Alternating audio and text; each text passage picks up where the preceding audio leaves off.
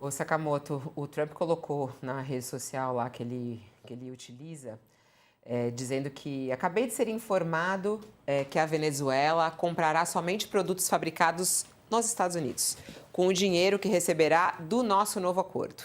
Essas compras incluirão, entre outras coisas, produtos agrícolas americanos, medicamentos, dispositivos médicos e equipamentos fabricados nos Estados Unidos para melhorar a rede elétrica e as instalações de energia da Venezuela. Em outras palavras, a Venezuela está se comprometendo a fazer negócios com os Estados Unidos da América como seu principal parceiro. Uma escolha sábia. Desculpa, não aguentei. Eu concluí, você já deu a risadinha. Uma escolha sábia e muito benéfica para o povo venezuelano e para os Estados Unidos. Eu acho bom como ele termina sempre, né? Agradeço a atenção de todos. E aí, Sakamoto? Tá certo isso? É que é muito legal, porque eu concordo com o Alexandre. É um cinismo nível master, assim. Porque é o seguinte, para ter uma escolha, você precisa ter a liberdade de você fazer a escolha, né? Então, por exemplo, se alguém chega para você e fala assim, você quer pudim ou você quer brigadeiro na sobremesa? Mas se você escolher pudim, eu mato você. Você tem liberdade de escolha? Ou a pessoa bota uma arma na sua cabeça, você quer pudim ou brigadeiro, eu escolheria o pudim. Não é claro que você vai escolher o pudim. Não tem liberdade de escolha sob coação. E aí é muito louco, juro. Eu gostaria muito que a gente chamasse o Christian Dunker aqui para poder fazer uma análise psicanalítica da galera que vai para as ruas no mundo inteiro celebrar a libertação do povo venezuelano pelos Estados Unidos. Libertação de quê, amigo meu? Aí tem uns fuinha que dizem, calma, as coisas vão aos poucos, é o mesmo papo do Maduro. Calma, as coisas têm que ir aos poucos, a gente vai liberando e abrindo aos poucos. Ou da ditadura brasileira. Não, calma, ainda não. Né? É tipo, dai-me perseverança, dai-me castidade, mas ainda não. Né? Então, o que acontece é o seguinte, o Trump está deixando claro, existe uma relação de dominação, né, que atropela toda a promessa. Promessa, tudo bem, a gente sabia que não era desde sempre, mas é que tem a galera, né, que se enrola em bandeira dos Estados Unidos que nem uma panqueca que acha que sabe? Que é o quê? Que é uma... não, vai se levar à liberdade. Não é! E aí o que o Alexandre estava falando com relação à questão do exclusivo colonial, etc. e tal, quem não cabulou as aulas de história no ensino fundamental e no ensino médio sabe do que a gente está falando. Agora, quem achava que aprender história é coisa de comunista, está fadado a ver a história se repetir. Não mais como o Iraque, mas como Venezuela. Não mais como uma colônia entre a Europa e os Estados Unidos, mas uma colônia intra-americana, dentro do mesmo continente, revisitando uma doutrina Monroe, não só a doutrina Monroe, mas a reorganização, o corolário da doutrina Monroe, feito por Theodore Roosevelt, né, que não é só a doutrina Monroe nasce lá atrás para evitar que a Europa fique se metendo nos Estados Unidos. Aí tem um corolário do Roosevelt que, na verdade, aí escrachou tudo. E é realmente, meu amigo, isso aqui é o nosso hemisfério, né? Cara, quando eu digo nosso hemisfério, tem que ser dos 35 países do continente americano. E não de apenas um ditando as coisas. Fabiola, infelizmente, a gente vai ter muita dor de cabeça e tem gente que celebra. Por quê? Porque as pessoas gostam de ter governos autocráticos de estimação, a esquerda e a direita. Né? A direita reclama muito dos governos autocráticos de estimação da esquerda, que tem, só que a direita também tem. Só que, quando é com eles, ninguém chama de governo autocrático, chama de defensores da liberdade.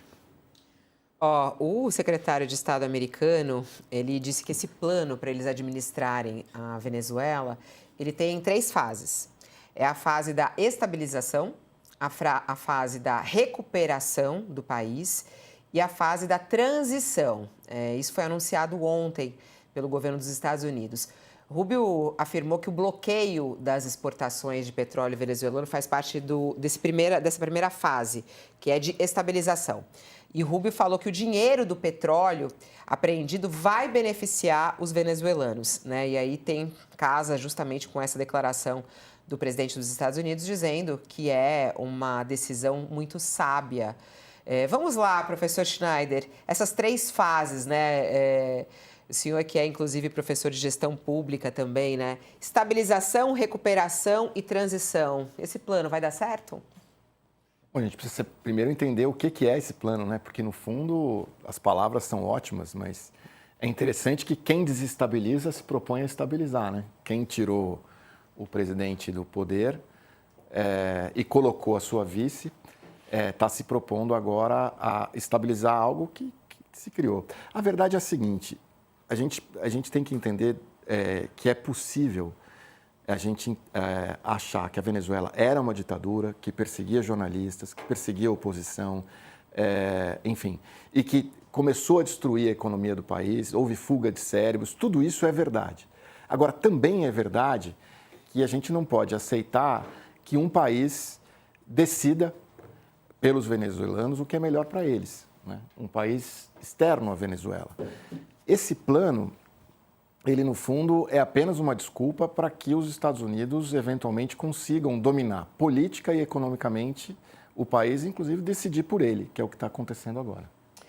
Teve outra notícia lá dos Estados Unidos. Um senador americano disse que Donald Trump apoiou o projeto contra Vladimir Putin e que o Brasil é um dos afetados, né? A declaração aconteceu ontem, na verdade hoje. Ele disse hoje que o presidente dos Estados Unidos, Donald Trump, deu um sinal verde para o projeto apresentado por ele, que sanciona países que negociam petróleo com a Rússia.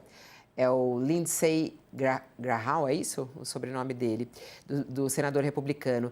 E ele cita o Brasil como um dos países que Trump poderia exercer influência. Disse ele, abre aspas, esse projeto daria ao presidente Trump uma influência tremenda contra países como China, Índia e Brasil para incentivá-los a parar de comprar petróleo russo barato que fornece o financiamento para o banho de sangue de Putin contra a Ucrânia. E nessa mensagem que ele publicou nas redes sociais, o senador afirma que teve uma reunião muito produtiva com o presidente e disse isso virá em boa hora, pois a Ucrânia está fazendo concessões pela paz e Putin é pura conversa, continuando a matar inocentes.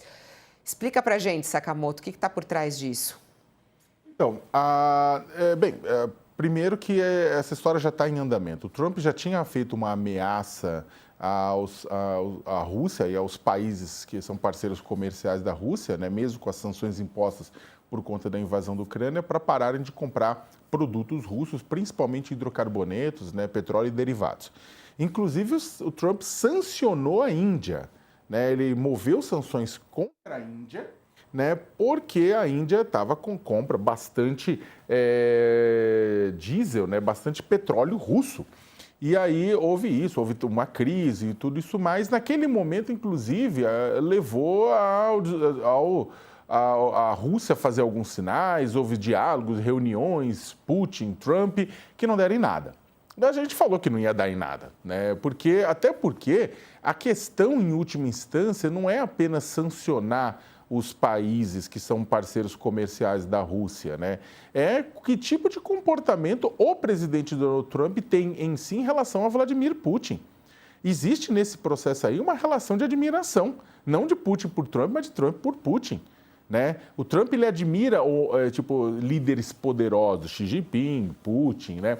Então, existe uma relação de respeito e admiração. Muitas vezes, na negociação entre Rússia e Ucrânia, Trump apoiou a Rússia em detrimento à Ucrânia, né? Então, no final do dia, esse tipo de coisa ajuda mais ou menos, porque aí o Trump vai baixar alguma coisa, vai ter talvez uma ajuda interna nos Estados Unidos, porque reorganiza o mercado de petróleo, pode favorecer os Estados Unidos no processo. Agora é muito difícil, a própria Europa bloqueia compras de petróleo, mas também de forma limitada, né? Porque há uma dependência muito grande de petróleo russo, de gás russo, para esquentar a Europa, né? Então é muito complicado. E para o Brasil, Fabiola, para terminar especialmente, o Brasil depende de dois produtos russos. O diesel, parte do preço do diesel, ele consegue ser controlado aqui no Brasil, uma vez que a gente não tem processamento, apesar da gente explorar bastante petróleo, a gente não tem suficientemente processamento de diesel para isso, então a gente compra muito diesel da Rússia, o que acaba ajudando a manter o preço internamente, e fertilizantes, que também dependem de hidrocarbonetos, de petróleo, a gente compra muito fertilizante também da Rússia, né? Então, sem essas duas coisas, sem fertilizante e sem diesel, os preços no Brasil disparam, os preços na agricultura e os preços do transporte, né? Então, sim, isso pode ter uma influência, a depender do que acontecer, uma influência, inclusive, com peso eleitoral. Mas precisa ver se, de fato, Trump vai impor tudo aquilo, gerando insatisfação do seu colega Vladimir Putin.